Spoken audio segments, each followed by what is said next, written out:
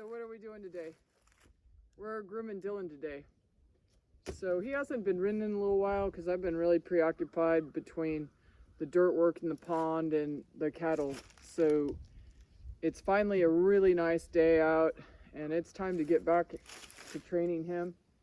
He's kind of at the prime of his life, but he wasn't trained very much. He was ridden, but he really doesn't know lateral work, or really didn't know very much when I got him. And he hadn't been ruined, but I can tell you he didn't like the round pen. Somebody must have got on him pretty hard. But I called the people that actually bred him, or not bred him, but bred for him.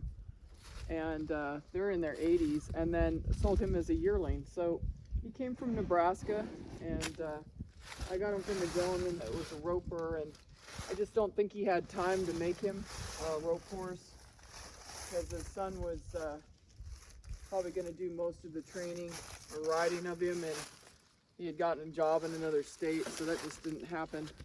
So it's been really, really muddy here, and I already did his feet. He had some rocks in there. So,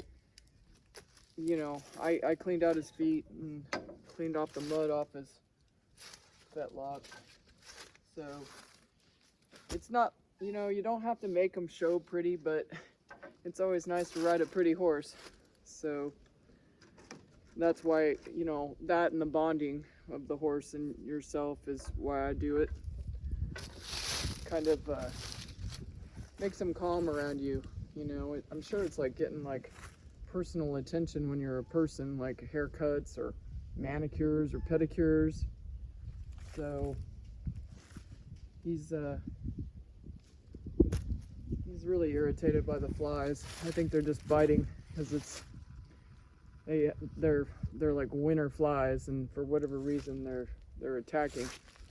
So on to the saddling. When I first got him, he moved around a lot when I put the saddle on, but I just don't think we had bonded, and I don't know what his past was. So he's probably going to revert back a little bit to being a little squirrely, because like I said, I haven't ridden him in a while. But he'll get with the program pretty quick. As Pat Puckett would say, getting with the program.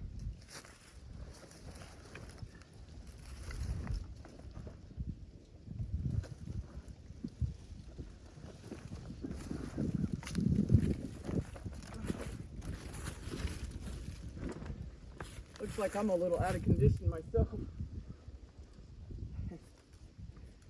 But he seems to be okay with it.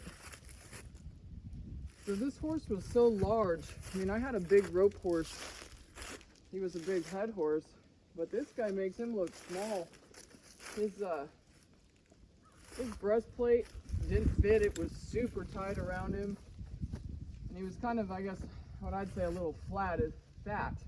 His withers were kind of rounded, and his saddle would roll. So I kind of was stuck until I got a new breast collar for him to use it, because otherwise the saddle would roll around and he'd get off to bucking, which is not a really good idea when you're trying to train a horse, that they think the saddle is going to wrap around them. So that only happened, it actually happened twice, but it should have only happened once, and that's like my fault.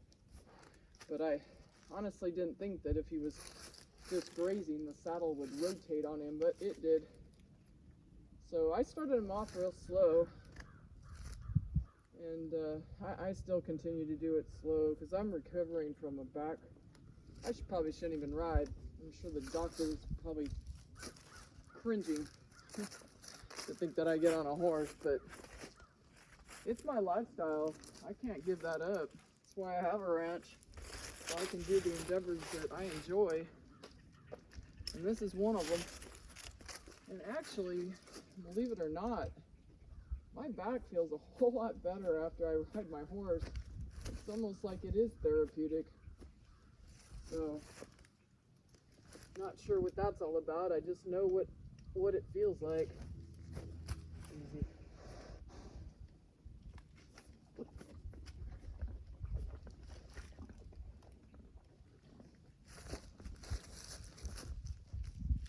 So I'll leave the cinch a little loose, just to let him like get used to the idea, take some out of the air out of him.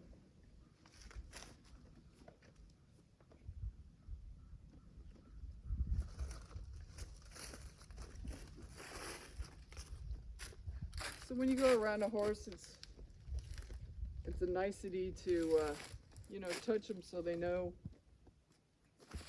that. Looks like I messed this up. It's a nicety to touch them. I was always told don't go in the front of your horse, which I just did, but I feel like I know this horse well enough, although you never know. But they're not quite like a bull, where they can like turn on you and kill you in a split second. Although they can do that too. But I'd like to have a little trust in my horse. After all, I'm getting on a 1,000-pound animal. It has a brain of his own. So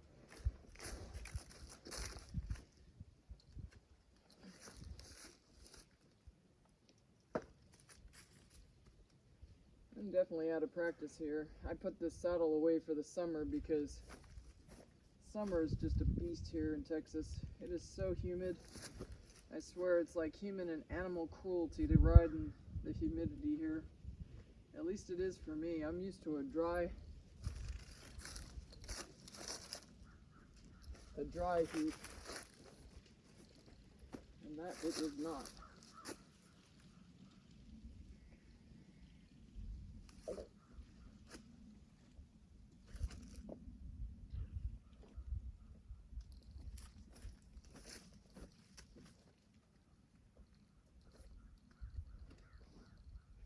So they say a horse can actually hear your heart rate like they do with the other parts of the herd when they're like in the wild. And so I have to make sure that I'm calm too, because if he can sense that and I'm fearful or excited, that would be a bad thing. So as Pat Puckett might say, you don't have to go to group over it, but it's a good idea to feel comfortable with your horse and your cat. So, you know, I kind of do a couple of rounds around it to make sure I don't have anything tangled up, since apparently I'm not only out of shape, but out of practice. Normally the saddle goes on a whole lot easier. So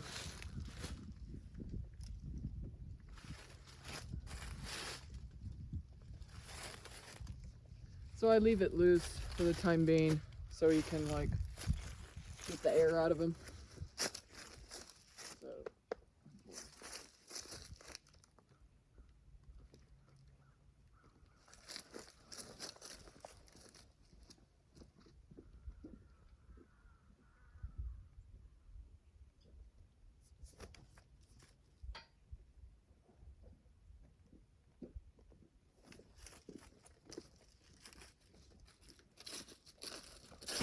Easy. Come on.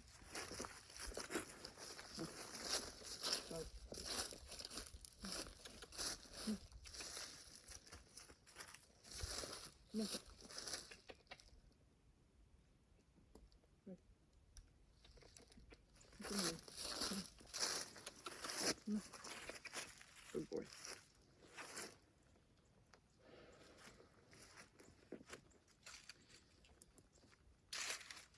So if you look at my bridle here, it has the Pat Puckett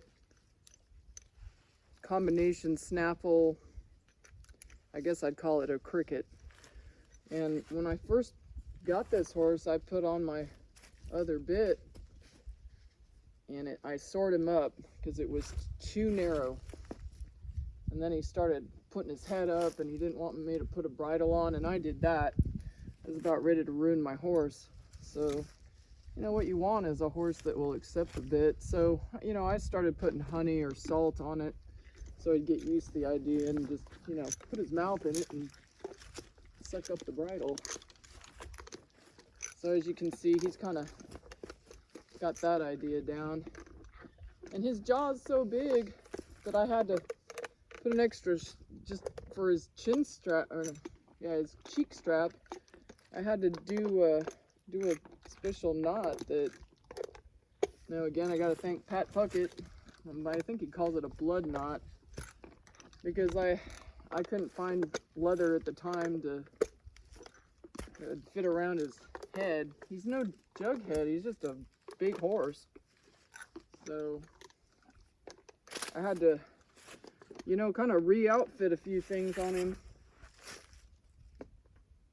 Just because he's so wide across. He's a well-built horse. He's a part Hancock, which some people say is kind of a little bit of a dangerous situation. They're a little bit slower at learning, and they can buck.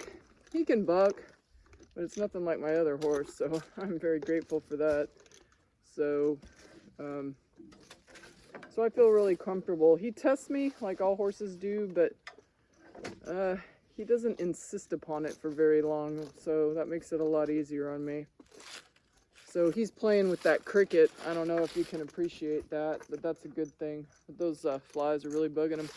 So we're gonna move over to my picnic table, since my back's kind of bothering me, and I trained him to stand there for me, because at one time I really couldn't get up in the saddle. I just don't want to strain myself too much. So we're back at the, what I want to say, loading ramp. And if this doesn't make somebody feel old, I don't know what would having to get up on a horse from a step stool. But I really did get hurt quite a bit, so come on, buddy.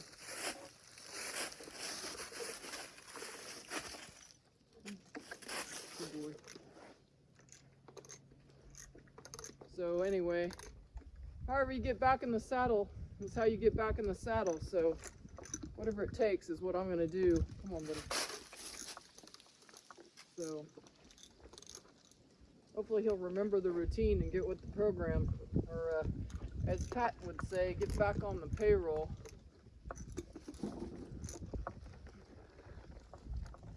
And there we go. Oops. Ooh. I forgot one thing. I'm really am like a novice again. Forgot to tighten up the cinch. That would be a wild ride. So let me do that. It's so ridiculous. I used to do this just so automatic, but a couple of months I'm out of practice.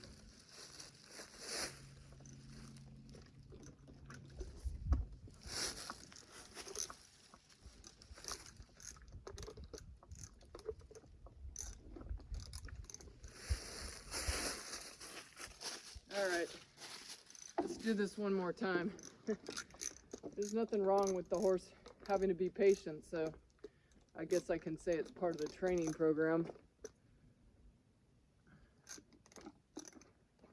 Well, heck, I must have cleaned these reins. That's one reason why you need to inspect your items, because I guess during the summer I cleaned my stuff and I put the chin strap on behind where the reins go. So that's a no-no. Although I'm pretty sure he probably would have still operated, but I'd prefer to have everything in working order properly. So it has been some time. So, you know, I mean, nothing's perfect. As long as you take your time and, you know, work through things, you'll be all right. And I guess that's true with most things in life. But sometimes we get rushed to perform, and that's when things happen. You know what they say, haste makes waste. So I definitely want to make this first ride of the fall comfortable for both of us. So if he's comfortable, I'm pretty sure he's going to make my life comfortable. So he's a pretty patient horse. You should have seen how tight that breast strap was that didn't fit him, but it's all I had at the time.